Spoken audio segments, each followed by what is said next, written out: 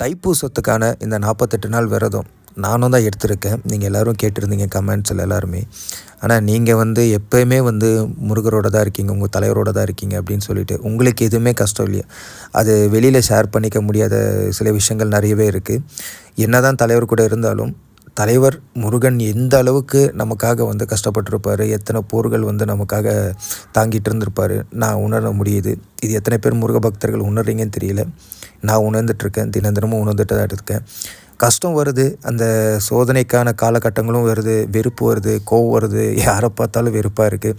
இது எல்லாமே நமக்கு இருக்குது. ஆனால் இருந்தாலும் ஒரே ஒரு விஷயம் நான் உங்கள்கிட்ட சொல்லிக்கிறேன். ஒரு கஷ்டம் வருது, தாங்க முடியாத ஒரு மனக்குழப்பம், இதுக்கான விடை நம்ம முருகன் நம்ம கூடயே தான் வச்சுருப்பார். ஏன்னா நம்ம கூட தான் வாழ்ந்துட்டுருக்காரு. இது நிறைய பேர் சிந்திக்கிறது இல்லை. அதுக்கான ஒரு பொறுமை நம்மக்கிட்ட இல்லை. இதுதான் நம்ம முதல்ல பொறுமையை கையாளணும். அது இருந்தாலே நம்ம கடவுளை எங்கேயுமே நீங்கள் தேட வேணாம். முருகன் நம்ம கூட தான் இருக்கார், நமக்கு சொல்லிக்கிட்டே தான் இருக்கார். தைப்பூச திருவிழா நம்ம கோயிலில் கொண்டாட போகிறோம்.